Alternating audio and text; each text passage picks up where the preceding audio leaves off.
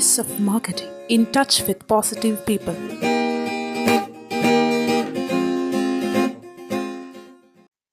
ഈ ലോകത്തും ഇന്ത്യയിലും വളരെ വേഗത്തിൽ വളർന്നുകൊണ്ടിരിക്കുന്ന ഒരു ബിസിനസ് ശൃംഖലയാണ് റീറ്റെയിൽ മാർക്കറ്റിംഗ് നെറ്റ്വർക്ക് എന്ന് പറയുന്നത്. ഇന്ത്യയെപ്പോലെ ഒരു മഹാരാജ്യത്ത് നിരവധി അനവധി റീറ്റെയിൽ ഷോപ്പുകൾ ഇനിയും വരാനിരിക്കുന്നുണ്ട്. വളരെയധികം സെഗ്മെന്റുകൾ ഇനിയും കടന്നു വരട്ടെ. നമ്മുടെ കേരളം ഒരു കൺസ്യൂമർ ഓറിയന്റഡ് സ്റ്റേറ്റ് ആണ്.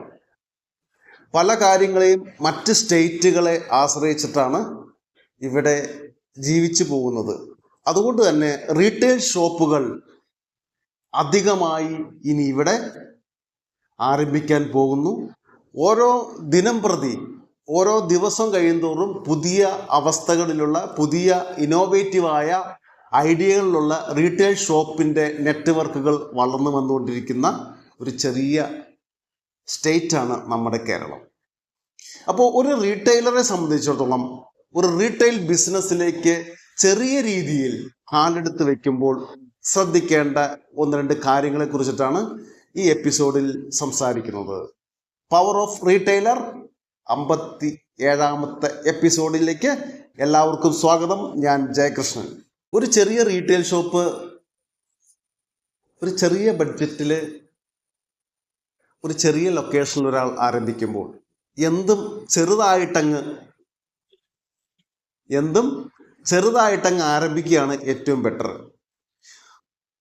ആ രീതിയിൽ ഒരു ചെറിയ ബഡ്ജറ്റിൽ ഒരു റീറ്റെയിൽ ഷോപ്പ് സ്റ്റാർട്ട് ചെയ്യുമ്പോൾ വളരെ വേഗത്തിൽ പോയി TV ആഡ്, പത്രത്തിൽ പ്രസ് മീഡിയ ആഡ് ഇതൊന്നും കൊടുക്കാതെ അതിനെ പ്രലോഭിപ്പിക്കുന്ന രീതിയിൽ അതിൻ്റെ റെപ്രസെൻറ്റേറ്റീവുകൾ വന്ന് ചെറിയ ആഡ് കൊടുത്താൽ മതി, ഇതൊന്ന് കൊടുക്കൂ, നിങ്ങൾക്ക് എൻക്വയറി കൂടും എന്നൊക്കെ പറയുമ്പോൾ നമ്മൾ അതിൽ സംയമനം പാലിച്ച് ഇന്ന് സോഷ്യൽ മീഡിയകൾ കുറച്ചുകൂടി ബൃഹത്തായിട്ട് ഉപയോഗിക്കാൻ റീറ്റെയിൽ ഷോപ്പിൻ്റെ ഓണേഴ്സിന് സാധിച്ചിരിക്കണം. ഇൻസ്റ്റയിലും FBയിലും അതുപോലുള്ള സോഷ്യൽ മീഡിയ വാട്സപ്പ് ഗ്രൂപ്പുകൾ അതിൽ സ്റ്റാറ്റസ് ഇടാൻ സാധിക്കും. ആ രീതിയിലായിരിക്കണം ഒരു ഷോപ്പ് ഡെവലപ്പ് ചെയ്യേണ്ടത്, ഗ്രോത്ത് ചെയ്യേണ്ടത്. ആരംഭിച്ച ശേഷം ഓടിപ്പോയി വലിയ TV ആഡ് കൊടുക്കാതെ, പ്രസ് മീഡിയയിൽ ചെറിയ ആഡ് പോലും കൊടുക്കാതെ ഈ രീതിയിൽ ഗ്രോത്ത് ചെയ്യാൻ സാധിക്കണം. ഒപ്പം തന്നെ കൂട്ടി പറയട്ടെ, ചെറിയ പോസ്റ്റ് കാർഡ്, ഗ്രീറ്റിങ്സ് ആ ലോക്കലുള്ള ആളുകളെ ഫോക്കസ് ചെയ്തുകൊണ്ട് ഒരു 10, 50, 100 വീടുകളുണ്ടായിക്കോട്ടെ, ഒരു സ്റ്റാഫോ മറ്റോ എഴുതി അഡ്രസ്സ് എഴുതി അവർക്ക് അയച്ചു കൊടുക്കാനോ അല്ലെങ്കിൽ നേരിട്ട് കസ്റ്റമറിൻ്റെ അടുത്തേക്കും എത്തിക്കാൻ സാധിച്ചാൽ ഒരു പേഴ്സണൽ ഇൻവിറ്റേഷനായി ഞങ്ങൾ ഒരു പുതിയ ഷോപ്പ് സ്റ്റാർട്ട് ചെയ്യുന്നുണ്ട്, ചേട്ടൻ അല്ലെങ്കിൽ സാറ് അങ്ങോട്ട് ഇടയ്ക്ക് വരണം, മാഡം ഇടയ്ക്ക് ആ ഷോപ്പ് ഒന്ന് വിസിറ്റ് ചെയ്യണം, അല്ലെങ്കിൽ ചേച്ചി അങ്ങോട്ടൊന്ന് വരണം എന്ന് സ്നേഹത്തോടെ നല്ല പെരുമാറ്റത്തോടെ അവരെടുത്ത് പറഞ്ഞാൽ ഉറപ്പായും നിങ്ങളുടെ ഷോപ്പിൽ വിസിറ്റ് ചെയ്യാൻ അവർ തയ്യാറാവും. എന്തിനേയും നമുക്ക് അട്രാക്റ്റ് ചെയ്യാൻ പറ്റുന്നത് വളരെ നല്ല പെരുമാറ്റം കൊണ്ട്, വളരെ നല്ല സർവീസ് കൊണ്ട് ഒരു റീറ്റെയിൽ ഷോപ്പിൻ്റെ ഓണർക്ക് മനുഷ്യ ഹൃദയത്തിൽ, ഒരു കസ്റ്റമറുടെ ഹൃദയത്തിൽ സ്ഥാനം പിടിച്ചു പറ്റാൻ സാധിക്കണം.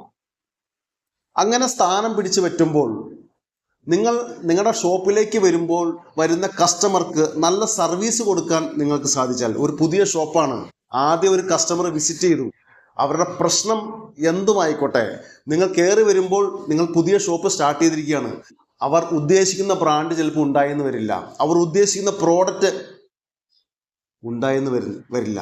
നിങ്ങൾക്ക് കൊടുക്കാൻ പറ്റുന്ന ഒരു കാര്യമുണ്ട് അവിടെ. എന്താണെന്നറിയോ? നല്ല പെരുമാറ്റം.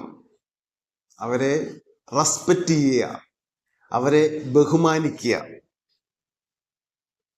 ഒരു പുതിയ ഷോപ്പുകാരൻ ചെയ്യേണ്ട മര്യാദ അതാണ്. നമ്മുടെ കുടുംബത്തിലേക്ക്, നമ്മുടെ വീട്ടിലേക്ക് ഒരു അതിഥി കയറി വരുമ്പോൾ എങ്ങനെയാണ് നമ്മൾ സൽക്കരിക്കുന്നത്? അയാൾക്ക് ആദ്യം ഇരിക്കൂ എന്ന് പറയും, അല്ലേ? അതിനുശേഷം ചായ കൊടുക്കും, കോഫി കൊടുക്കും, അല്ലേ?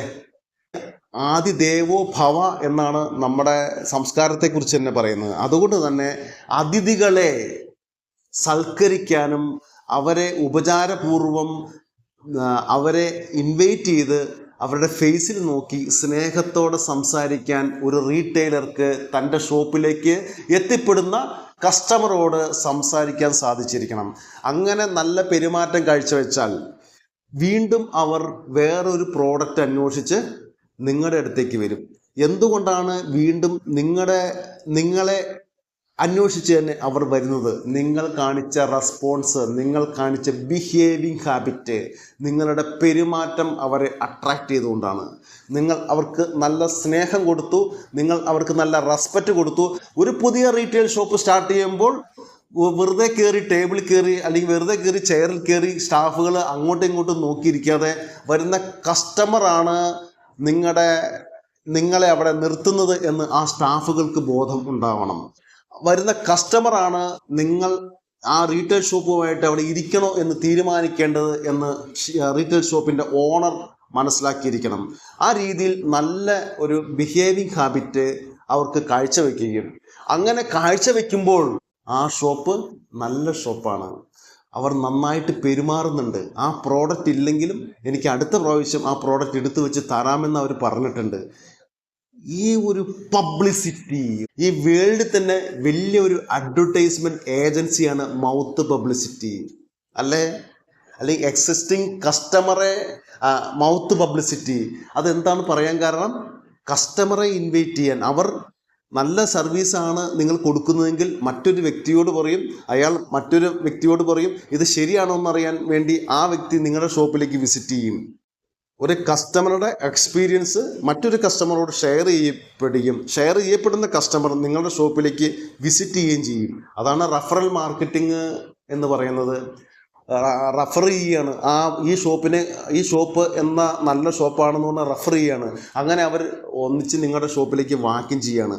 അപ്പോൾ ഈ പറയുന്നത് വോയിസ് ആയിട്ട് നിങ്ങളുടെ ഷോപ്പിനെ കുറിച്ച് മറ്റൊരു കസ്റ്റമറുടെ അടുത്ത് പറയുകയും മറ്റൊരു വ്യക്തിയുടെ അടുത്ത് പറയുകയും അങ്ങനെ കസ്റ്റമർ വാക്കിൻ ചെയ്യാൻ കൂടുതൽ വരികയും ചെയ്യും. അതുകൊണ്ട് തന്നെ നല്ല ബിഹേവിങ് ഹാബിറ്റ് നിങ്ങൾ കാഴ്ചവെച്ചിരിക്കണം. ഒപ്പം ഒരു പുതിയ റീറ്റെയിൽ ഷോപ്പ് സ്റ്റാർട്ട് ചെയ്യുമ്പോൾ, ആ ശൃംഖല സ്റ്റാർട്ട് ചെയ്യുമ്പോൾ ശ്രദ്ധിക്കേണ്ട മറ്റൊരു കാര്യം എന്താണ്?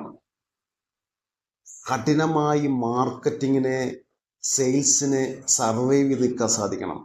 ആദ്യം വലിയ ഓർഡർ ചിലപ്പോൾ കിട്ടിയെന്ന് വരില്ല. ഇത് നഷ്ടമാണല്ലോ, ഇതൊന്നും കിട്ടുന്നില്ലല്ലോ.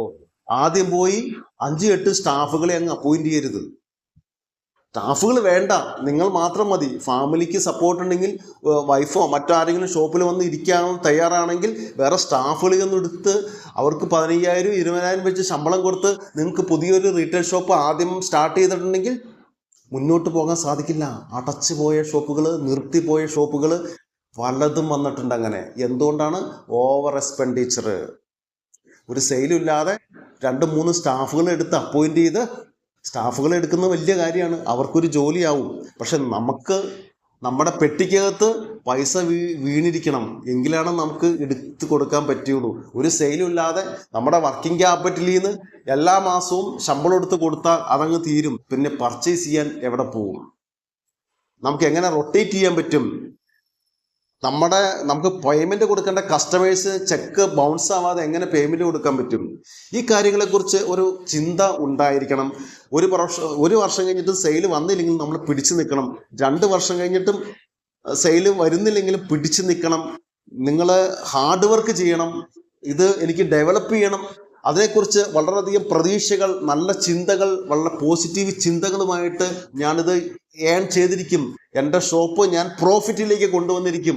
അതിനുവേണ്ടിയുള്ള കഠിന പ്രയത്നത്തിലാണ് ഞാൻ ഇത് അച്ചീവ് ചെയ്തിരിക്കും എന്നുള്ള ദൃഢനിശ്ചയത്തോടെ മുന്നോട്ട് നിങ്ങൾ കുതിച്ചാൽ നിങ്ങൾക്ക് ഉയരാൻ സാധിക്കും. നിങ്ങളുടെ ചിന്തകൾ അങ്ങനെ മാറണം.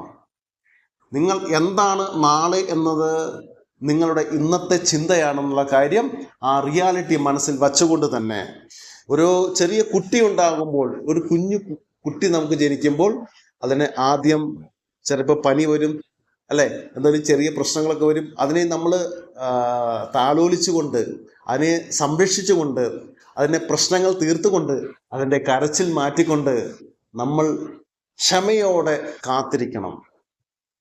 ഒരു 5 വർഷം കഴിയുമ്പോഴേക്കും നിങ്ങളുടെ ഷോപ്പ് ഒരു ഗ്രോത്തിലേക്ക് പോകാൻ തുടങ്ങും. അതിനിടയിൽ വെച്ച് നിങ്ങൾ 2-3 വർഷം കഴിഞ്ഞ് നിർത്തിപ്പോയാൽ ഇതെങ്ങനെ അത്രയും കാലം നിങ്ങളുടെ സമയം വേസ്റ്റായി. ഒരു 3 വർഷക്കാലം ഇതിൻ്റെ ബാക്കിൽ നിന്നിട്ട് നഷ്ടത്തോടെ ഷോപ്പ് അടച്ച് പൂട്ടേണ്ട ഗതികേട് വന്നല്ലോ എന്ന് ചിന്തിക്കാതെ പിടിച്ചു നിൽക്കണം. ഹാർഡ് വർക്ക് ചെയ്യണം. കസ്റ്റമറെ റിട്ടൻഷൻ ചെയ്യാൻ സാധിക്കണം. എങ്ങനെയെങ്കിലും നല്ല കസ്റ്റമേഴ്സിനെ പ്രോഡക്റ്റ് കൊടുക്കാൻ സാധിക്കണം. പേയ്മെന്റ് നന്നായിട്ട് വാങ്ങിക്കാൻ പറ്റണം. പിടിച്ചു നിൽക്കാൻ സാധിക്കണം ഈ ഒരു 5 വർഷം. ഇൻ കേസ് 5 വർഷം കഴിഞ്ഞിട്ടും ഈ അവസ്ഥയിൽ നിന്ന് യാതൊരു മാറ്റമില്ല, നഷ്ടങ്ങൾ തന്നെയാണ് വീണ്ടും വന്നുകൊണ്ടിരിക്കുന്നത്. നിങ്ങൾക്കത് ഐഡന്റിഫൈ ചെയ്യാൻ പറ്റുന്നില്ല, പിന്നെയും നഷ്ടങ്ങൾ വരുന്നു. അങ്ങനെ നിർഭാഗ്യകരമായ ഒരു അന്തരീക്ഷം ഉണ്ടാവുകയാണെങ്കിൽ ആ ഷോപ്പ് അടച്ചു പൂട്ടണം. പിന്നെ അത് മുന്നോട്ട് കൊണ്ടുപോകരുത്.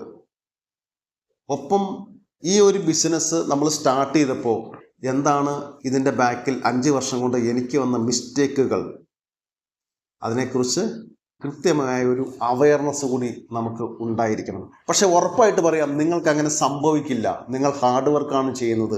നിങ്ങൾ ആത്മാർത്ഥമായിട്ടാണ് ഓരോ കാര്യങ്ങൾ നിങ്ങളുടെ റീറ്റെയിൽ ഷോപ്പിൽ ചെയ്യുന്നത്. നിങ്ങൾ ഗ്രോത്തിലേക്ക് വന്നുകൊണ്ടിരിക്കുകയാണ്, സെയിൽ കൂടിക്കൊണ്ടിരിക്കുകയാണ്. അപ്പോൾ തന്നെ ഒരു സ്റ്റാഫിനെ എടുത്ത് അപ്പോയിൻ്റ് ചെയ്ത് അയാൾക്ക് ട്രെയിനിങ് കൊടുത്ത് വേണ്ട നിർദ്ദേശങ്ങൾ കൊടുത്ത് നല്ല രീതിയിൽ ഗ്രോത്ത് ചെയ്ത് വന്നാൽ, ഞാൻ ആദ്യം പറഞ്ഞ ഒരു വാക്ക് പറയാണ്, നമ്മുടെ കേരളം ഒരു കൺസ്യൂമർ ഓറിയൻറ്റഡ് സ്റ്റേറ്റ് ആണ്. നല്ല സർവീസ് കൊടുത്തിട്ടുണ്ടെങ്കിൽ മനുഷ്യഹൃദയങ്ങളിലേക്ക് നിങ്ങൾക്ക് കയറാൻ സാധിച്ചാൽ നിങ്ങളുടെ ഷോപ്പിലേക്ക് തന്നെ അവർ വരികയും ബിസിനസ് കൂടുകയും നിങ്ങളുടെ റീറ്റെയിൽ ഷോപ്പിൻ്റെ ശൃംഖല ഗ്രോത്ത് ചെയ്ത് 2, 3, 5 ഷോപ്പിലേക്ക് നിങ്ങൾക്ക് മാറാനും സാധിക്കും എന്നുള്ള റിയാലിറ്റി, ആ ഒരു പോസിറ്റീവ് എനർജി നിങ്ങൾക്ക് പാസ് ചെയ്തുകൊണ്ട് ഇന്നത്തെ എപ്പിസോഡ് ഇവിടെ വൈൻഡപ്പ് ചെയ്യുന്നു. All the best.